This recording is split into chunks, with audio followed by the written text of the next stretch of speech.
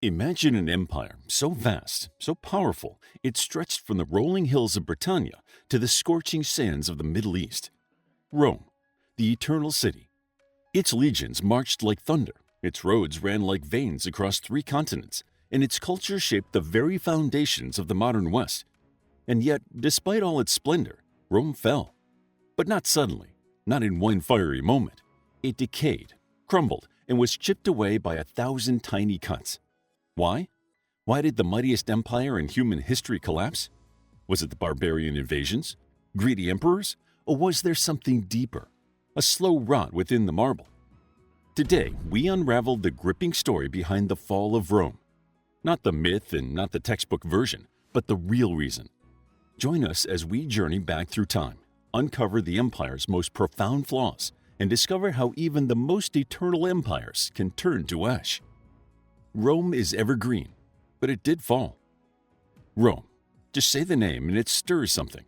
Gladiators in the arena, emperors in golden togas, roads that stretched across the world, laws that shaped history. The Roman Empire felt unshakable, and in some ways it still is. We see Rome in our buildings, hear it in our languages, and follow it in our laws. But despite its long shadow, make no mistake, Rome did fall. And when people say Rome fell, they usually point to one date, 476 CE. That's when Romulus Augustulus, the last emperor in the West, was pushed aside by a Germanic general named Odoacer. But that wasn't the moment Rome died.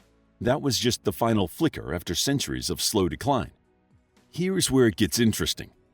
The idea of Rome, the culture, the language, the systems, that lived on. In fact, the Eastern Roman Empire, also known as the Byzantine Empire, kept going for nearly 1,000 more years. But the Rome of Caesar, of Augustus, of Marcus Aurelius, that Rome was already fading by the time the curtain closed. A good place to start the unraveling is the death of Marcus Aurelius in 180 CE. He was the last of the so-called 5 good emperors, and after him, things got rough. In the next 50 years, there were 26 emperors. That's a new ruler on average every 2 years, and most didn't die of old age.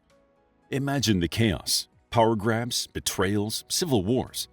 The empire was constantly fighting itself, and while that was happening, its borders were under pressure from every direction. Some emperors tried to fix things. Diocletian split the empire into East and West. Constantine shifted the capital east to what became Constantinople. But it wasn't enough. The rot had set in. British historian Edward Gibbon once said that Rome fell because of its immoderate greatness. In other words, it just got too big. It tried to be everywhere and do everything, and in doing so, it became vulnerable, bloated, overstretched, and slow to react. So yes, Rome's influence still echoes today, but the empire itself, the real beating heart of Rome, it died from 1,000 small wounds. Internal decay, the invisible invasion. Rome's biggest enemy wasn't a barbarian army, it was itself. The decay started from the inside, long before anyone crossed its borders. Let's start with leadership. In Rome's final centuries, many emperors were either incompetent, paranoid, or completely unhinged. Take Commodus. He thought he was Hercules reborn. He actually fought in gladiator arenas for fun. His vanity nearly wrecked the empire. But Commodus was just one in a long line. Power became a deadly game, and assassination was just another career path. Loyalty? That became optional. Corruption became the new normal. Senators lined their own pockets.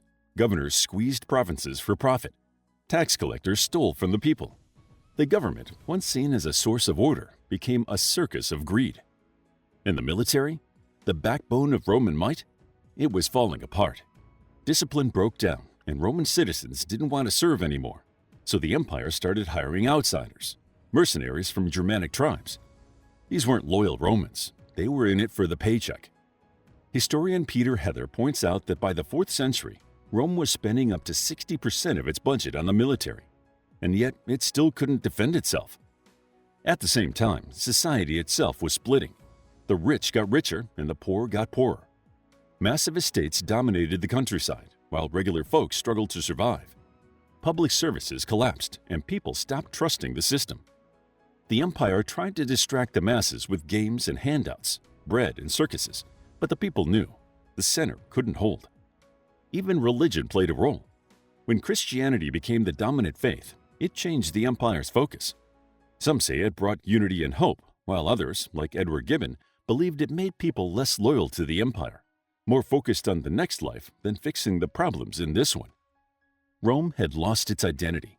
It lost the fire that built roads across Europe and tamed nations, becoming a hollow shell, grand on the outside but crumbling within. Economic collapse, a debt too deep. Now let's talk about money, or more specifically, the lack of it. Rome was built on conquest. Every new territory brought in loot, slaves, and taxes. But once the empire stopped expanding, the easy money dried up, and Rome had no backup plan. So they raised taxes. But guess who paid them?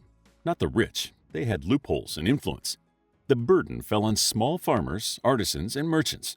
And as things got worse, people began to walk away from their land, their jobs, and their cities. To make matters worse, the government started to cheat. They debased the currency, mixing the silver coins with cheaper metals. It was like printing money without value. Inflation went wild, prices soared, and people stopped trusting the money. The historian A.H.M. Jones tells us that by the time Diocletian came along, Rome had to put in strict price controls and force people to stay in their jobs. Not exactly a thriving economy. Trade started to die, roads weren't maintained, and pirates roamed the seas.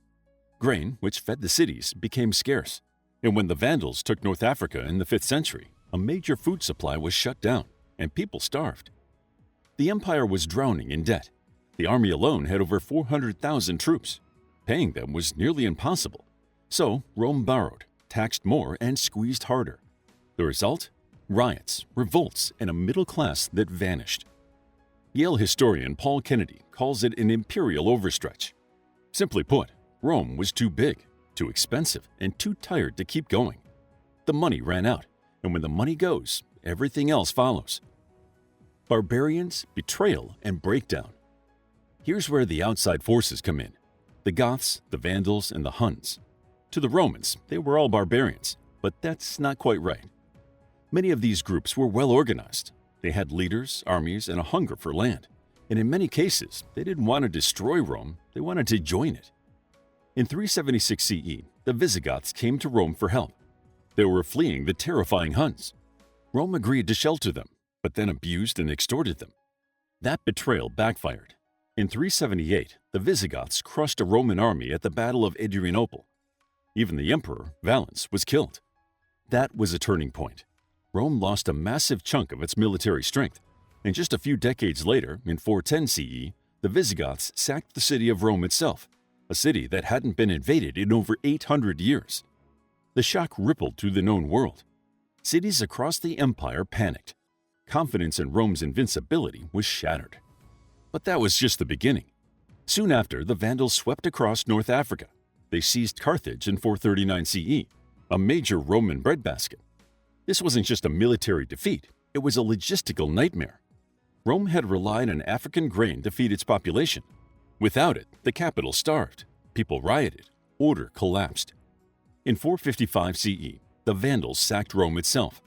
They looted the city for 2 straight weeks. Temples, palaces, and homes were emptied.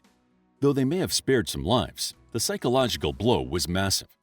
The Eternal City had been ravaged again. The symbolism wasn't lost on anyone. Then came Attila the Hun. Ruthless, cunning, and terrifying, Attila led a storm of destruction through Gaul and northern Italy. In 451 CE, he clashed with the combined Roman and Visigothic force at the Battle of the Catalonian Plains. Though Attila didn't win, he wasn't defeated either. He returned a year later and ravaged northern Italy, leaving cities in ashes. Rome itself was spared, some say due to negotiations led by Pope Leo I. But the damage was done, economically, spiritually, and politically. And still, Rome could have survived, but betrayal cut deeper than the sword. One of Rome's greatest generals, Stilicho, a man of mixed Roman and barbarian blood, was accused of treason in 408 CE. Despite his decades of service and military success, he was executed by paranoid officials. With his death, thousands of barbarian soldiers who had served under him turned against the empire. The result? More chaos, more invasions, and more breakdown. All the while, Rome's leadership was floundering. Power shifted from emperor to general, from aristocrat to bureaucrat. The central government lost control of its provinces. Local leaders began negotiating directly with invading tribes, cutting Rome out of the picture altogether. Loyalties blurred. The idea of being Roman no longer meant what it once did. By the mid-5th century, the Western Roman Empire was barely holding together. Provinces were gone, armies were fragmented, and trust was non-existent. And in 476, it ended. The boy emperor Romulus Augustulus was quietly deposed by Odoacer, a Germanic general who didn't even bother declaring himself emperor. He simply sent the imperial regalia back to Constantinople and ruled Italy in the name of the Eastern Emperor. But there was no final battle, no grand farewell, just a quiet, symbolic end. The Western Empire didn't explode, it imploded. But here's the twist. Many of the so-called barbarians didn't want to destroy Rome. They respected it, admired it, and some even tried to preserve it. The Ostrogoths, for example, under Theodoric the Great, maintained Roman law and institutions in Italy for decades after the fall. They wore Roman clothes, spoke Latin, and tried to govern like Romans. What really destroyed Rome wasn't just invasion. It was betrayal, corruption, internal breakdown, and a refusal to change. Foreign swords didn't kill Rome. It was lost because it couldn't adapt and because it clung to the past while the world around it evolved. Seemingly, in the end, it no longer believed in itself because its identity had unraveled. Conclusion: Rome didn't collapse in a single moment. It wasn't a lightning strike. It was a slow storm.